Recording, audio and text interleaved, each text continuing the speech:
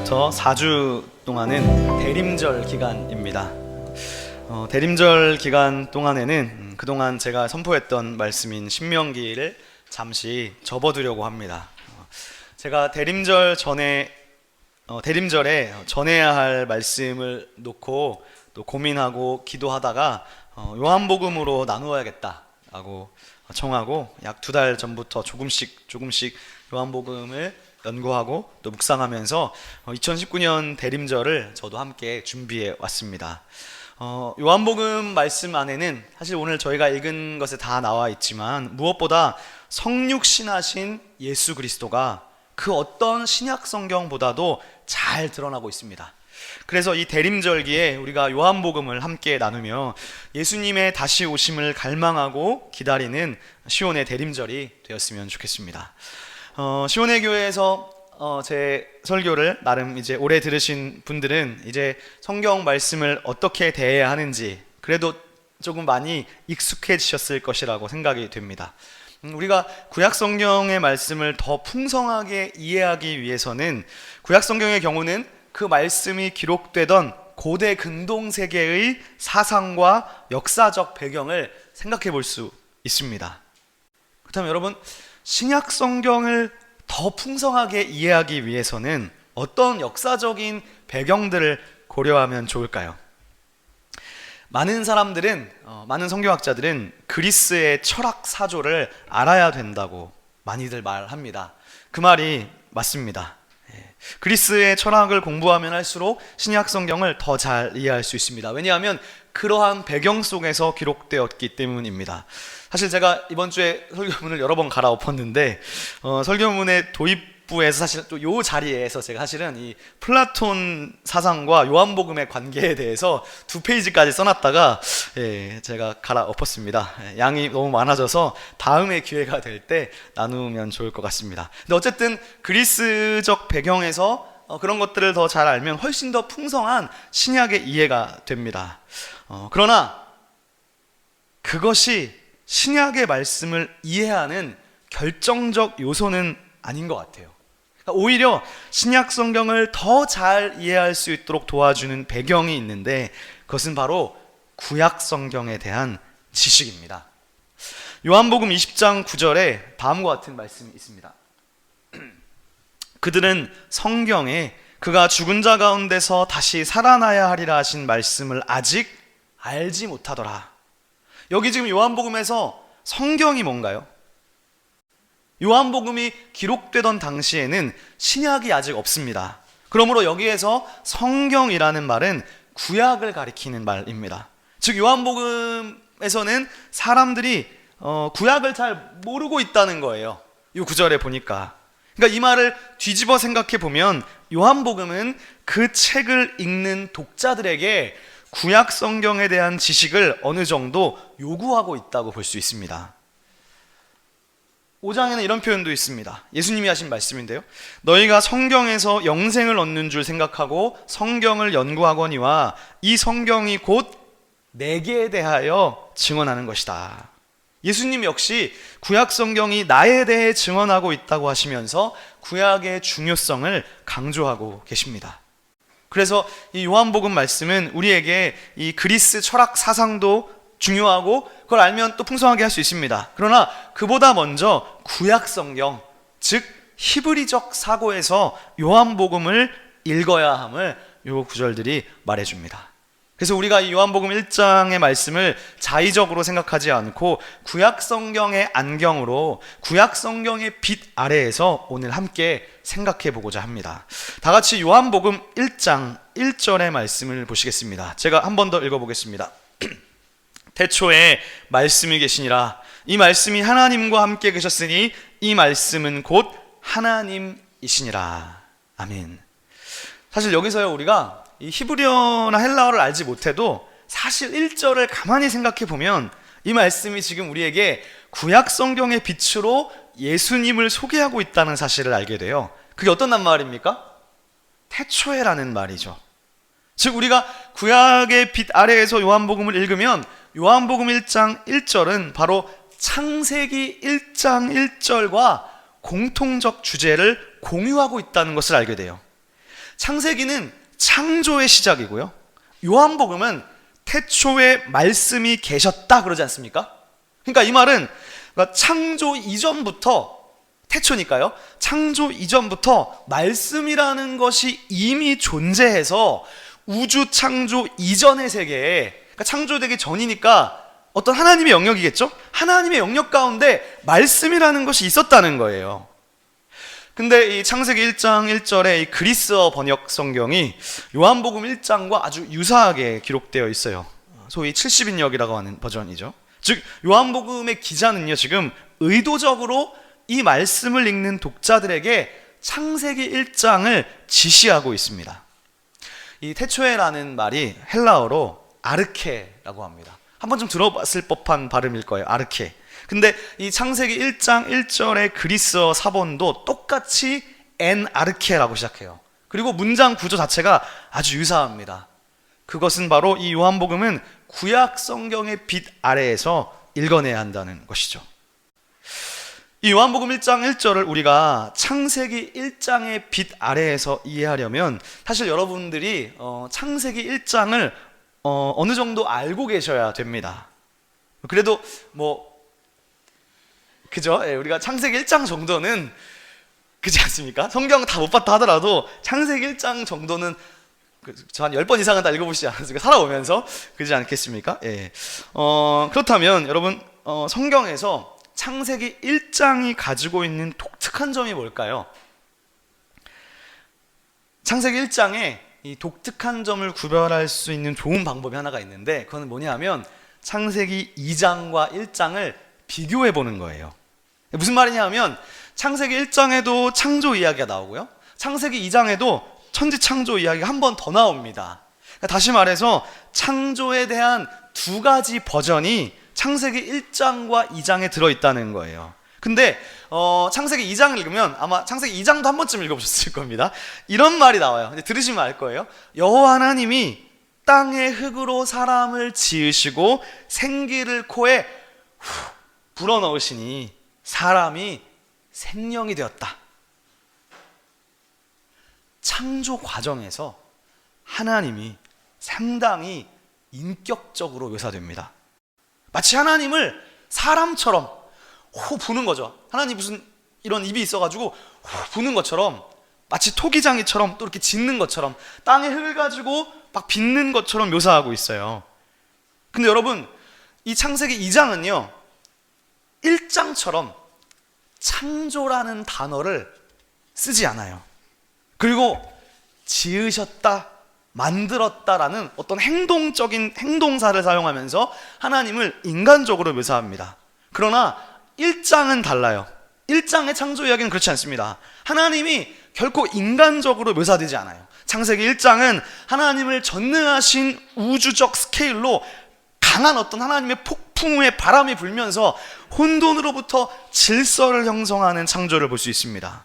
근데 그 중에서도요, 이 창세기 1장이 강조하는 독특한 강조점이 어디에 있냐 하면, 창세기 1장은요 땅을 지으시고 만드시고 생기를 확 불어넣으시고 이렇게 하나님을 행동적으로 표현하지 않고 다른 식으로 한 문장이 반복되고 있어요. 뭐가 반복될까요? 바로 이 말이 반복되고 있어요. 하나님이 이르시되.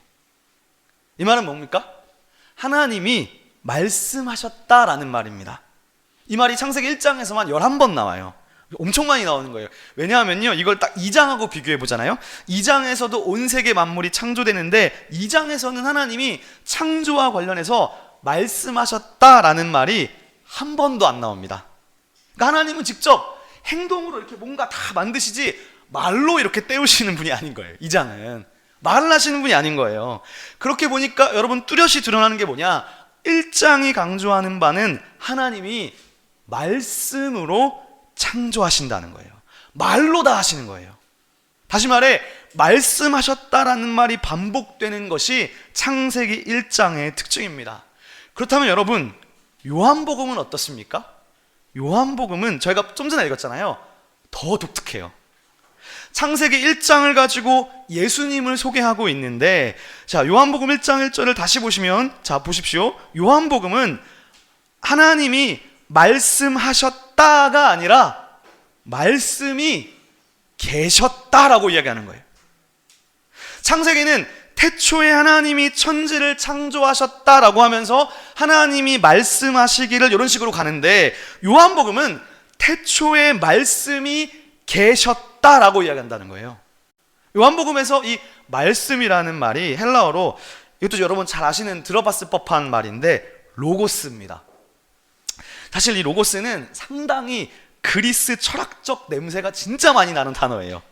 그래서 그러니까 이런 거예요. 사실 뭐냐면 요한복음의 독자들은요, 이 그리스적 세계관에 아주 익숙했던 사람들이기 때문에, 왜냐면 그 시대에 살던 사람들이니까요. 그러니까 성경을 딱 읽는데 지금 성경 시작에 로고스가 나오니까, 로고스라는 말이 나오니까 너무 익숙하게 하나님을 이해하게 되는 거예요. 근데 이 요한복음의 저자가 보통이 아닌 게 로고스라는 말로 지금 독자들을 꼬시고 있어요. 익숙한 언어로 그 독자들을 끌어당겨요. 그래서 요한복음의 첫 번째 독자들은 성경이 내가 익숙한 헬라 철학 이야기를 하네 하면서 성경으로 빨려 들어왔는데, 막상 요한복음을 깊이 읽어보니까 이 안에 뭐가 들어있느냐? 구약이 들어있다는 거예요. 구약 사상이 들어있다는 거예요. 다시 말해서 구약 성경의 더 깊은 영적인 의미를 가르쳐주고 풀이해주고 있다는 사실입니다. 이게 요한복음입니다. 그러므로 요한복음은 이렇게 말씀해요. 태초에 로고스가 있었다, 이렇게 얘기하는 거예요. 구약 성경에 시편에 이런 말씀이 있습니다. 자, 여러분들께서 한번 화면에 있는 구절 한번 읽어주실까요? 자, 시작.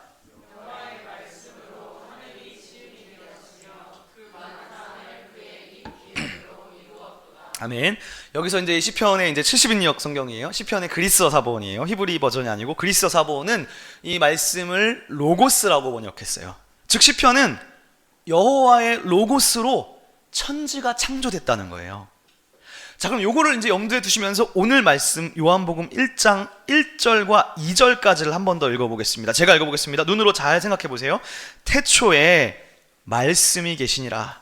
이 말씀이 하나님과 함께 계셨으니 이 말씀은 곧 하나님이시다. 그가 태초에 하나님과 함께 계셨고 만물이 그로 말미암아 지은 바 되었으니 지은 것이 하나도 그가 없이는 된 것이 없느니라. 3절 말씀에 모든 만물이 뭘로 지은 바 되었답니까? 로고스로 말미암아 지어졌다는 거예요. 로고스로 세상이 창조됐다는 거예요. 근데 화면에 다시 시편 33편 7절에 보니까 뭐라고 하고 있습니까?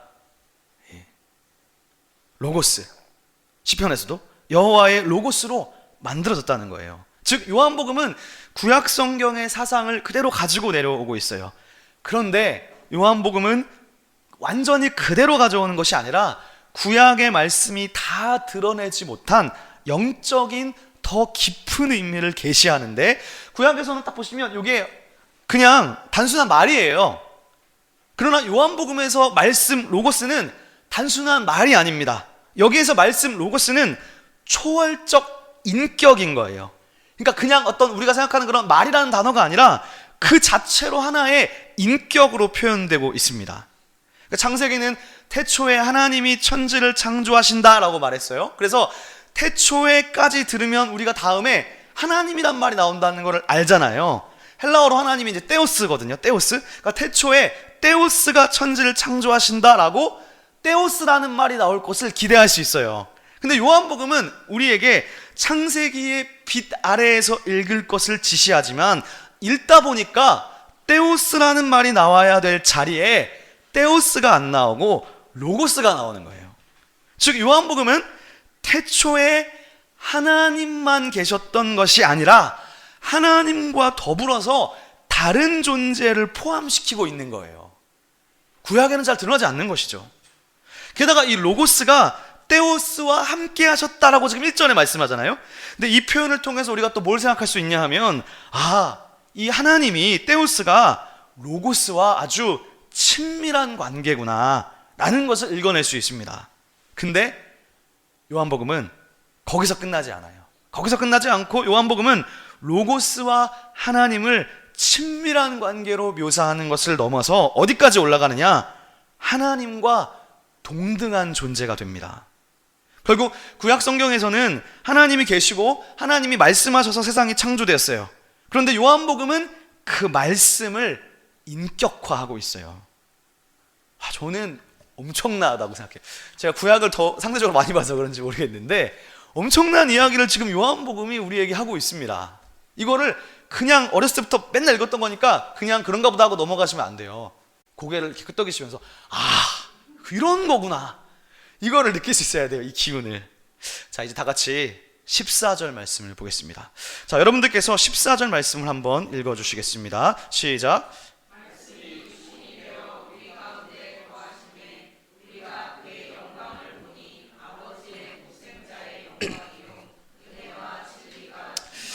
아멘. 여기에서 지금 우리라고 하는 거 보니까 지금 저자가 한 명이 아니고 마치 공동체인 것처럼 여기죠. 많은 사람들이 본 거예요, 지금 예수님을. 전 성경이 뭐라고 말하느냐? 로고스가 뭐가 되었느냐? 육신이 되었다는 거예요. 이게 뭘 의미할까요? 로고스는 원래 말씀이었어요. 자, 이런 생각을 해볼 수 있습니다. 여러분, 말씀이라는 것이 청각적입니까? 시각적입니까? 말씀은 청각적인 거죠. 그잖아요. 근데 그 말씀이 육신이 되었다는 거예요. 그리고 14절을 보면 육신이 되어서 우리가 그의 영광을 본다는 거예요. 그러니까 말씀은 원래 듣는 건데 그 태초의 말씀이 육신이 되어서 이제는 그 로고스를 들을 뿐만 아니라 볼 수 있게 되었다는 것입니다. 자, 지금 이게 무슨 이야기를 하는 거냐? 우리가 보통 이제 대림절을 보내고 있는데 성탄절 전에 보통 교회에서 예수님의 탄생을 이야기하면 주로 무슨 얘기합니까? 주로 공관복음 이야기를 해요. 마태복음, 누가복음 이야기를 하죠. 그러니까 보통 어떤 얘기를 합니까? 천사 가브리엘이 와가지고 동정녀 마리아로 인해서 예수님이 탄생했다는 그 기적에 초점을 맞추는 경우가 많아요. 그 기적에. 또한 역사적으로 표현하는 것이죠. 그러나 요한복음은 그렇지 않아요. 요한복음은 예수님의 오심을 훨씬 더 고차원적으로 표현하고 있습니다. 근데 여기에서 말씀이 육신이 되었고 우리가 그의 영광을 봤다고 하는데 이 영광이 무엇이냐? 우리가 그의 영광을 보니 아버지의 독생자의 영광이요 은혜와 진리가 충만하더라.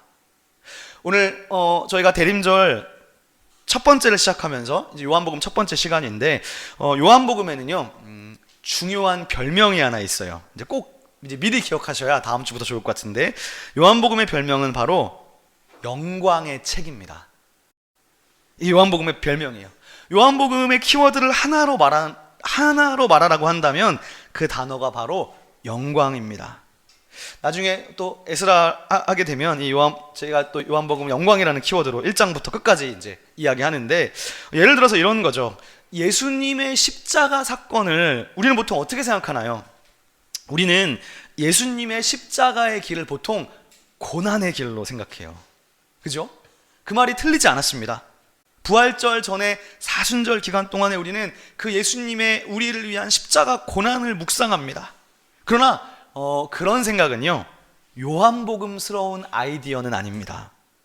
예수님의 십자가를 고난의 길로 이해하는 것은요 마태복음, 마가복음, 누가복음스러운 생각이에요. 요한복음은 이제 읽어보면 예수님의 십자가 길을 고난으로 묘사하지 않아요. 오히려 예수님의 십자가의 길을 영광으로 가는 길로, 그분이 영광을 받으시러 가는 길로 이해하고 있어요. 그래서 요한복음은 영광의 책입니다. 그렇다면 오늘 우리가 지금 생각해보고 싶은 것이 뭐냐 하면 구약의 빛에서 요한복음을 우리가 읽는 거잖아요. 그러므로 영광이라는 말 역시 구약 성경으로부터 요한복음의 저자가 영광이라는 말을 아주 오묘하게 사용하고 있어요. 영광이 헬라어로 독사라고 합니다. 독사. 외우기가 쉽죠? 독사가 이제 영광입니다. 헬라어로. 그런데 여러분이 영광이라는 말이 우리가 헬라어 히브리어를 떠나서 우리말로는 무슨 뜻인지 아세요? 우리말로 영광이 무슨 뜻인가요?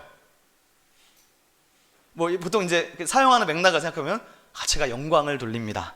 혹은 제가 영광이죠. 이런 식으로 보통 많이 사용하잖아요. 이게 무슨 말인가요? 정의할 수 있으시겠습니까? 영광이라는 말을. 제가 표준 국어 대사전을 찾아보니까 영광을 이렇게 정의하고 있어요. 표준 국어 대사전입니다. 신령스럽고 성스러운 빛. 두 번째 뜻이 왕의 은덕을 비유적으로 이르는 말. 이게 지금 국어사전의 사전적 정의입니다. 참, 나름 지금 뭔가 의미가 있죠. 그런데요, 구약 성경에서 히브리어로 영광을 이제 카보드라고 하는데, 거기에는 세 가지의, 구약의 영광은 세 가지의 의미 범주가 있어요. 구약 성경에서 영광이라는 말의 기본 뜻은요, 무겁다라는 동사에서 왔어요. 카보드라는 말이 무겁다라는, 그래서 이 무겁다라는 말에서 세 가지의 의미로 파생이 되었어요. 그래서 영광이라는 말의 무겁다는 뜻인데, 첫 번째 뜻이 뭐냐 하면 재산, 힘, 이런 뜻입니다. 제가 사전을 찾아본 거예요. 그리고 영광과 관련해서 두 번째 뜻은 뭐냐 하면 명예, 명성, 이런 뜻입니다. 그러니까 마치 이런 거죠. 아, 당신께 영광을 돌립니다 라고 했을 때 그거는 내 모든 명예를 당신께 돌린다, 어떤 이런 의미가 되는 것이죠. 그런데 이 고대 세계에서 명예, 명성을 어떻게 표현할 수 있을까요? 이렇게 표현합니다. 이렇게 생각할 수 있을까? 지금도 저는 연관이 된다고 생각하는데, 만약에 어떤 사람이 뭔가 좀 여기 이제 표현에 재산도 많고 돈도 있고 능력도 있고 명예도 있다. 여러분, 그런 사람 우리가 어떻게 알아볼 수 있죠? 보통 어떻게 알아보나요? 그건요, 보통 옷을 보면 알아요. 그 사람의 행세를 보면 알아요. 그 사람의 가방, 메이커를 보거나 아니면 액세서리 같은 거를 보면 대략 나오지 않습니까? 마찬가지입니다. 고대 세계에서도 명예와 특권은 옷, 보석, 위풍당당한 자세, 즉 눈으로 볼 수 있게 잘 드러나요. 그래서 이 영광이라는 말에서 파생된 세 번째 뜻이 뭐냐 하면 눈에 보이는 가시적 찬란함입니다. 즉 하나님의 영광이 눈에 보이게 가시적인 찬란함으로 나타난다는 거예요. 이게 바로 구약 성경에서의 영광의 의미입니다. 자, 근데 여러분, 이 성경에서, 구약 성경에서 하나님의 영광을 본 사람이 있어요. 누군가요? 모세. 한 명 더 있어요. 이사야. 두 사람이 봐요. 자, 첫째 번째 사람이 모세인데, 모세가 보니까 이런 말이 나와요. 출애굽기 33장에 모세가 이르되 원하건대 주의 영광을 내게 보이소서. 자, 두 번째는 이사야 선지자인데, 이사야는 이제 이 히브리어 성경으로 보면 안 나오고 그리스어로 번역된 걸로 보면 나오는데, 이렇게 번역되어 있어요. 내가 본즉 주께서 높고 들려 올려진 보좌에 앉으셨는데 그 집이 그의 영광으로 가득했다. 뭔가 가시적 찬란함을 본 거예요. 그러나 모세 같은 경우를 생각해 보면, 우리가 출애굽기도 잘 알잖아요. 모세는 사실 시내산에서 하나님의 영광을 얼핏 봤습니다. 다 봤다고 말하기 어려워요. 자, 다 같이 한번 출애굽기를 한번 펴보시겠습니다. 성경으로 출애굽기 33장을 한번 직접 한번 펴서 좀 확인을 해보면 좋겠습니다. 33장 18절 말씀을 한번 펴주세요.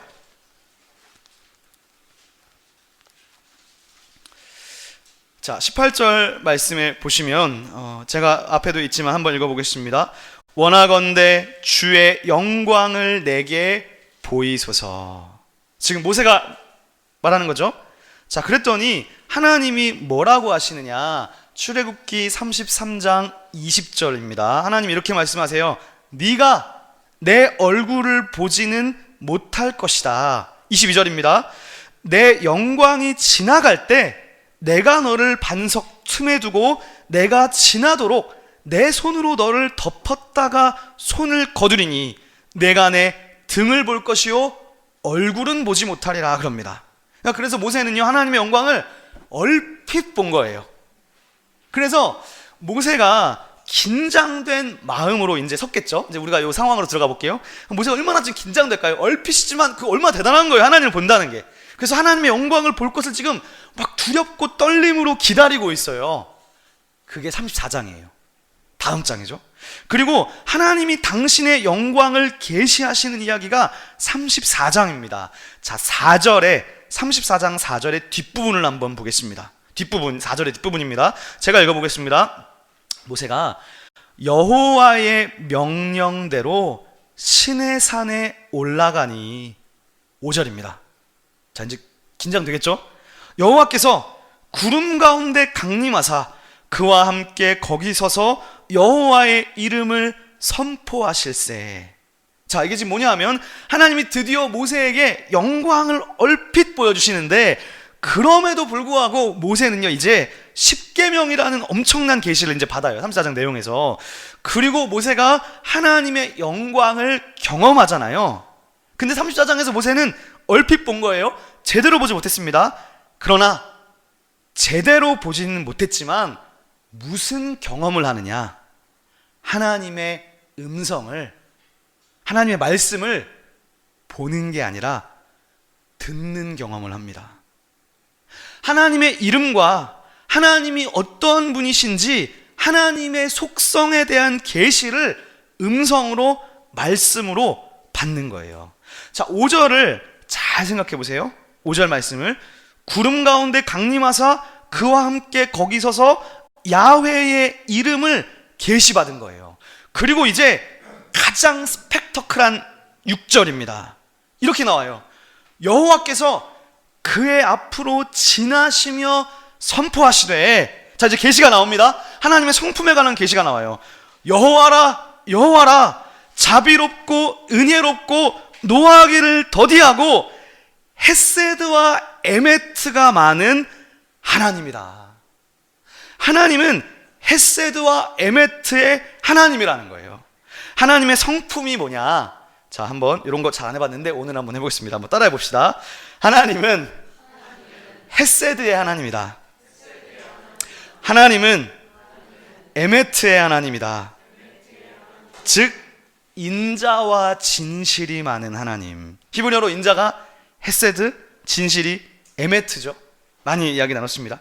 구약 성경에서 이 헤세드와 에메트는 보통 짝을 이루어서 나오는 낱말로 이 두 단어가 거의 유사한 뜻이에요. 유사한 함의를 가져요. 근데 모세가 지금 하나님의 영광을 얼핏 보면서 실제 훨씬 더 강렬하게 경험한 것은 뭐냐 하면 소리였어요. 하나님의 영광을 보여준다고 했지만 보여주는 건 얼핏 보여주면서 지나가시면서 말씀으로 소리를 들려주시는 거예요. 하나님의 계시적 음성입니다. 모세는 지금 이제 이 시내산에서 하나님의 말씀을 듣고 내려가서 얘기해줘야 돼요. 하나님이 누군지 얘기해줘야 돼요. 근데 하나님이 어떠한 분인지 가르쳐줘야 되는데 하나님이 자기 자신을 한 문장으로 가르쳐주신 거예요. 뭐냐? 너희가 야훼 하나님이 누구인지, 내가 어떤 존재인지 똑똑히 알아라 하시면서 압축적으로 요약해서 표현하신 거예요. 그러면서 뭐라고 표현하시느냐? 내 이름은 여호와다. 그런데 나는 자비롭고 동정심이 많고 용서하고 헤세드와 에메트의 하나님이라는 거예요. 우리가 하나님을 표현할 때 수많은 수식어로 표현할 수 있어요. 좋으신 하나님, 뭐 사랑의 하나님, 다양하게 표현할 수 있어요. 그러나 하나님이 자기 자신을 계시하실 때 당신을 스스로 어떻게 자기소개하셨느냐? 자기소개, 본인이 하신 자기소개는 나는 자비롭다, 동정심이 많고 용서하는 하나님이고 헤세드와 에메트의 하나님이라고 자신을 소개하시는 거예요. 헤세드와 에메트가 뭡니까? 이 둘은요 언약적 용어예요.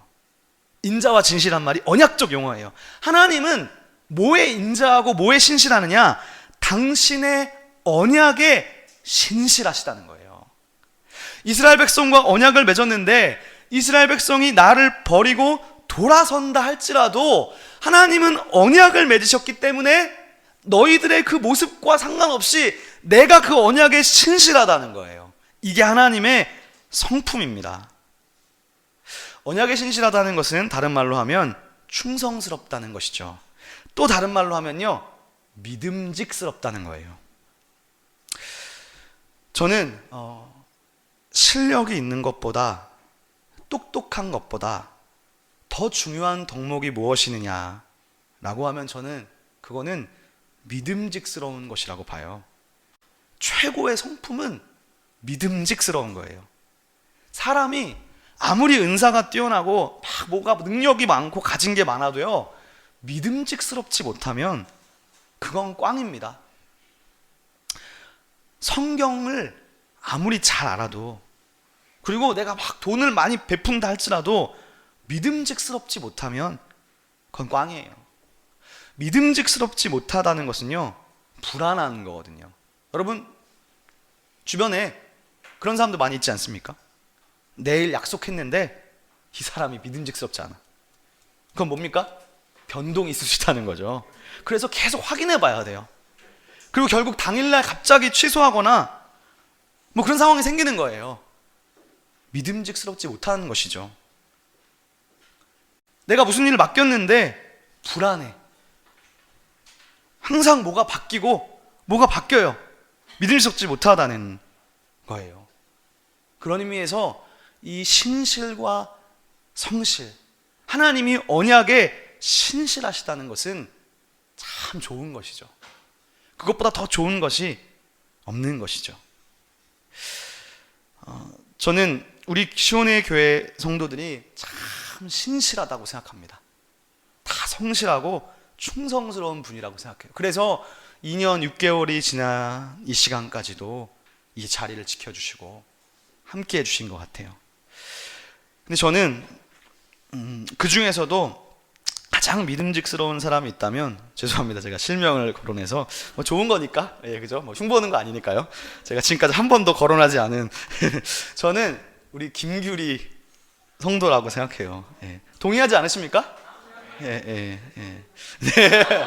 저는 제가 본 사람 중에서 가장 믿음직스러운 것 같아요. 그 말은 예상 불가능하지 않아요. 예, 이분은 예상 불가능하지가 않아요. 예상이 가능해요. 예. 늦지도 않고 빠지지도 않고, 빠져도 뭐 당일날 막 몇 분 전에 그런 게 아니라 최소한 몇 주 전에 얘기를 해줘요.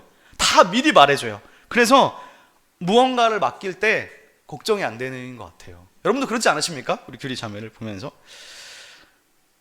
저는 우리 모습이 다 그렇게 규리가 아니라 하나님을 닮아가야 된다고.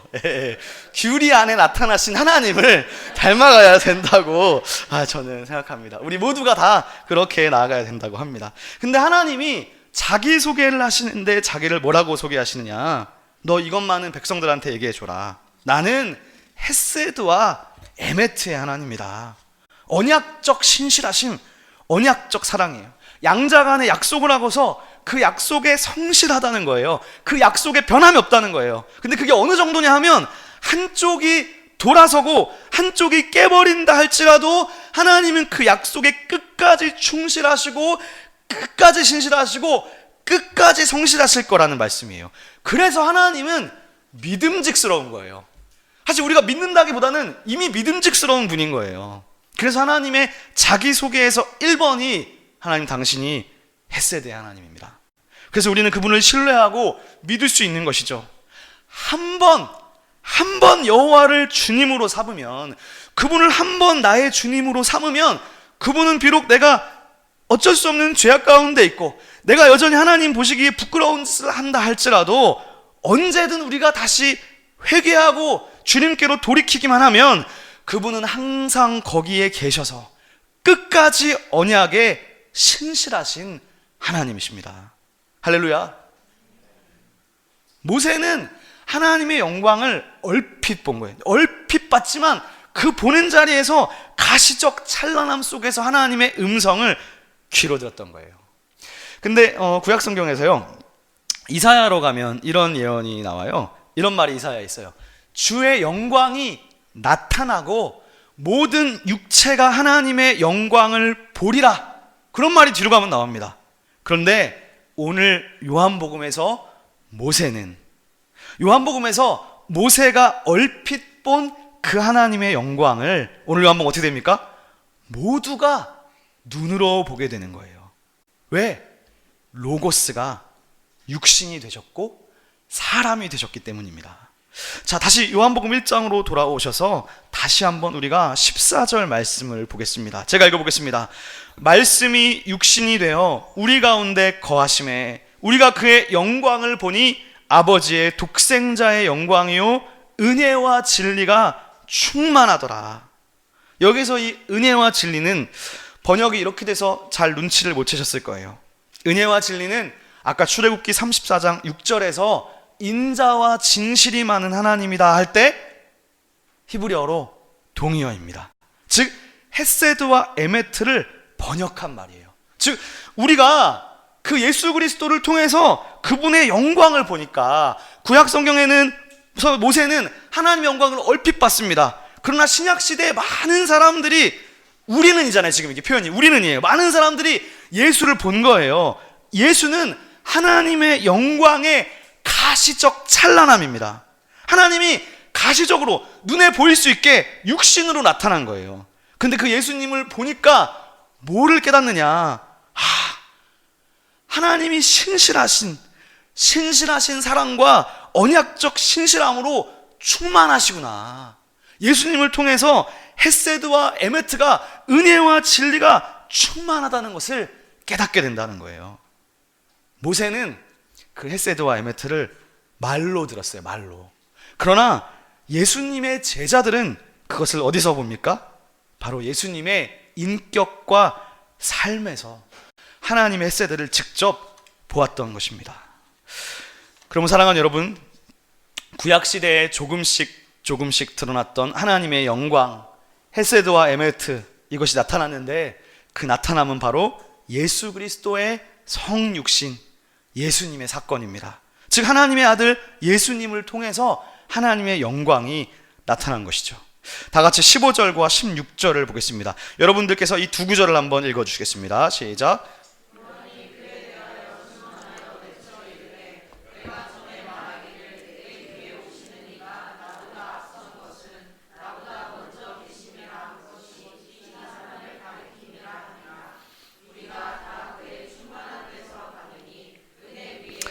아멘. 17절 제가 읽겠습니다. 율법은 모세로 말미암아 주어진 것이요 은혜와 진리는 예수 그리스도로 말미암아 온 것이라.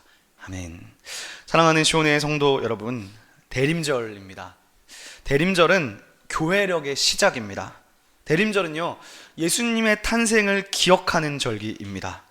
왜냐하면 하나님의 영광이 예수 그리스도 안에서 나타났기 때문입니다. 하나님이 예수로 성육신하심으로 말미암아 우리가 살아가는 이 세상에 하나님의 언약적 신실하심, 언약적 사랑이 드러났어요. 하나님 우리와 맺으신 언약을 기억하시고 우리를 마침내 천국으로 다 인도하실 것입니다. 예수를 보니까 하나님의 유일하신 영광이요 은혜와 진리가 충만하다 했습니다. 그런데 대림절은요 우리가 흔히 생각하는 것처럼요 단순하게 성탄절을 기다리고 아기 예수의 오심을 막 축하하는 사실 감상적인 절기만은 아닙니다. 여기에는요 그 이상의 의미가 있어요. 대림절은 하나님의 임재를 애타게 부르짖고 찾는 인간에 대한 하나님의 오심을 준비하는 기간입니다. 우리가 살아가는 이 세상은 고통과 문제로 점철되어 있습니다. 좋은 일만 있지 않죠. 아픈 일도 많이 있습니다. 그러므로 이 세상은 하나님의 아들의 다시 오심을 간절히 기다려요. 왜냐하면 주님이 다시 오실 때 이 모든 것이 온전해질 것이기 때문이에요. 그런 차원에서 대림절은 아기 예수, 2000년 전의 아기 예수 탄생을 단순히 기뻐하는 의미에 그치지 않아요. 우리가 4주 동안 대림절을 기대한다는 것은 그 주님께서 다시 오실 것을 기다리며 나아가는 거예요. 그런 의미에서 대림절은 종말론적입니다. 사랑하는 시온의 성도 여러분, 그 예수님이 오셨는데 11절에서 이렇게 말했어요. 그가 자기 땅에 오매 자기 백성이 영접하지 아니하였다. 이 세상은요 자기 땅이에요. 즉 하나님 땅이에요. 하나님이 만드신 하나님께 속한 세상이에요. 그러나 그분이 당신의 땅에 왔음에도 불구하고 세상은 그를 받아들이지 않고 영접하지 않았다고 말씀합니다.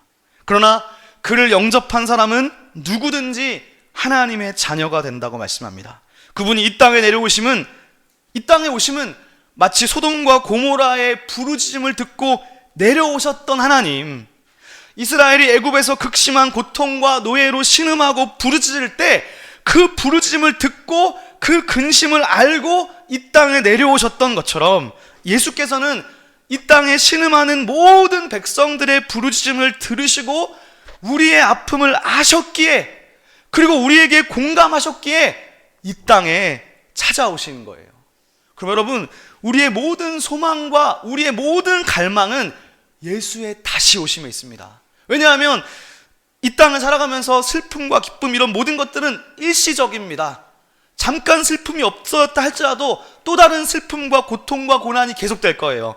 하지만 주님이 다시 오실 그날에 모든 슬픔과 아픔과 고통은 완전히 사라지고 이 땅과 이 하늘이 새로운 것으로 갱신될 것입니다.